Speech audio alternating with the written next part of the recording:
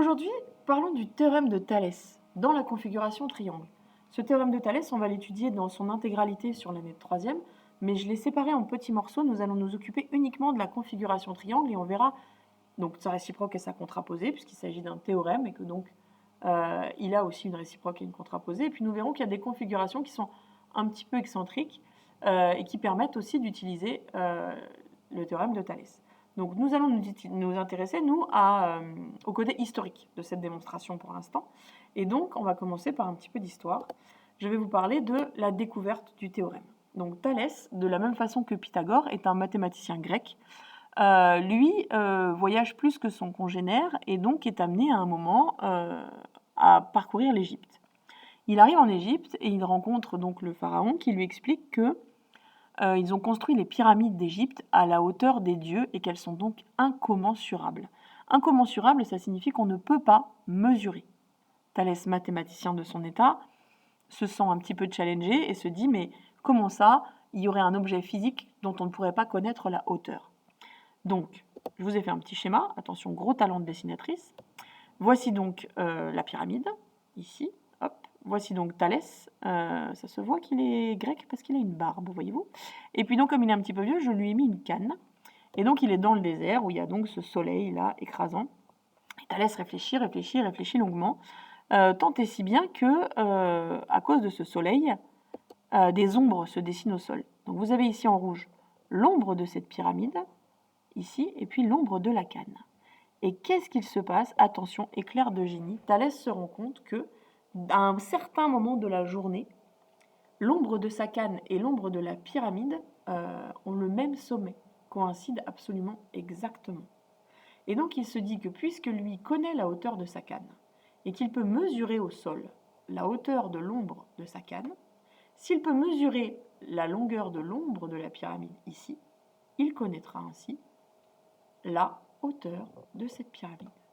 Voilà ce qui se passe. Voilà le raisonnement de Thalès. Alors reprenons juste cette configuration. Nous avons ici un triangle dans lequel il y a deux droites qui sont parallèles et qui donc, si vous regardez bien, représentent deux triangles, un petit ici et son agrandissement là-bas. Ces deux triangles-là ont donc leurs longueurs qui sont proportionnelles et voilà la totalité de l'idée qu'a eue Thalès. Thalès réussit à mesurer la pyramide, retourne voir le pharaon, lui donne la hauteur de la pyramide. Le pharaon n'est pas très joyeux de cette nouvelle, puisque du coup elle devait être, je vous le rappelle, à la hauteur des dieux et donc absolument impossible à mesurer. Ça se passe pas très bien, Thalès il est banni d'Égypte, etc. Mais on arrive à ce théorème qui n'est ni plus ni moins que de la proportionnalité, de nouveau.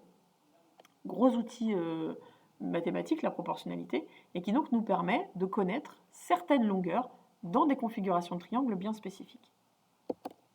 Alors voyons ce qui se passe justement sur l'énoncé de ce théorème. Reprenons notre figure, et uniquement la figure. Donc nous avons ici des points qui sont alignés, ici. Alors, attendez, je vous les montre, le point C, le point B et le point A. Et de l'autre côté, le point D, le point E, le point C, le point D et le point E. Nous avons donc deux fois trois points alignés et ici deux droites parallèles. Voilà la seule chose dont on a besoin pour appliquer le théorème de Thalès. On a donc dit des points alignés, les points CBA et les points CDE sont alignés dans cet ordre. On a donc dit que les droites BD et AE étaient parallèles. Et donc, d'après le théorème de Thalès, nous avons une justification. La bonne configuration nous permet d'utiliser l'argument qui dit que, alors c'est là que ça devient important, les longueurs, je vous les montre, CB sur CA, c'est la même chose que CD sur CE, et c'est la même chose que BD sur AE. Elles sont en fait proportionnelles. C'est le même coefficient de proportionnalité entre les longueurs du petit triangle et celles du grand triangle. Alors comment est-ce qu'on fait pour ne pas se tromper? On peut remarquer par exemple que le point C, il apparaît 4 fois ici.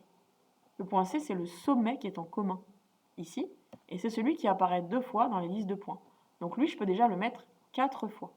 Et ensuite, qui est-ce que je mets ensemble? Regardez bien, B et A sont ensemble, et c'est ceux sur lesquels je me balade. Si je pars de C et que je me balade, j'arrive à B, et ensuite à A. Donc ce sera CB sur CA. De l'autre côté, je me balade, CD sur CE, ok. Et regardez bien comment j'obtiens la troisième fraction.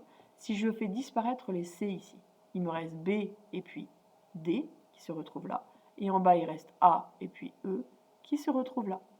Voilà comment on écrit ces trois proportions qui sont égales en configuration triangle avec application du théorème de Thalès. Alors, qu'est-ce que cela donne en application? Alors, je vous ai fait un schéma. Hop, voilà. Nous avons ici des points alignés. Tac, tac, tac. Ça se voit. Mon énoncé devra dire que ces droites sont parallèles. Et puis, j'ai certaines mesures. Et là, la consigne, voici, dans la configuration suivante, calculer AI et AK. Donc, moi, je cherche AI, ici, et puis ce petit bout de longueur AK. Donc, voyons ce qu'on va écrire. Les points ZA et K, et puis ZI et R sont alignés dans cet ordre. Ça, c'est visible sur la figure. Les droites AI et KR sont parallèles, l'énoncé doit nous le dire. Et donc, on obtient, d'après le théorème de Thalès, on se souvient, on part du point Z, ZA sur ZK, de l'autre côté ZI sur ZR, et ensuite on supprime les Z, ce qui nous donne AI sur KR. Voilà. Je vais moi maintenant pouvoir ici, dans ce schéma arithmétique, remplacer certaines longueurs. Par exemple, je sais que ZA fait 3 cm. Je vais pouvoir, à la place de ZA ici, écrire 3. Et voyons ce que ça donne. Je remplace les mesures. Je sais que ZA fait 3, je sais que ZI fait 4, mais comment est-ce que j'ai obtenu ZR? Ah ben ZR, c'est le déplacement de Z jusqu'à R, et donc ça fait 4 cm, puis 2 cm, soit 6 cm. Et je sais enfin que KR, ça fait 5. Pas de problème. Je me retrouve ici, donc avec des nombres connus et puis des inconnus. Mais des inconnus qui sont en fait de la proportionnalité. Donc comme si ici il y avait un tableau de tracé, ces trois coefficients sont égaux, leurs composantes sont donc proportionnelles, et je vais pouvoir appliquer le produit en croix. ZK sera égal à 3 fois 6 divisé par 4, et AI sera égal à 4 fois 5 divisé par 6. ZK, 3 fois 6 divisé par 4, qui donne 4,5 cm. Et qui donc me donne AK, petit bout d'ici. Vous vous souvenez de ce que je vous ai dit sur Pythagore? Je connais le grand morceau 4,5, je connais le moyen morceau 3 cm, je peux donc trouver le petit morceau, ici, addition à trou qui se transforme en soustraction et qui donc donne 4,5 moins 3, 1,5 cm pour AK. D'autre part, AI, produit en croix, 4 fois 5 divisé par 6 donne environ 3,33 cm. Cette longueur n'est pas exacte, j'écris donc le symbole environ. Et voilà pour la totalité de la propriété de Thalès pour l'instant.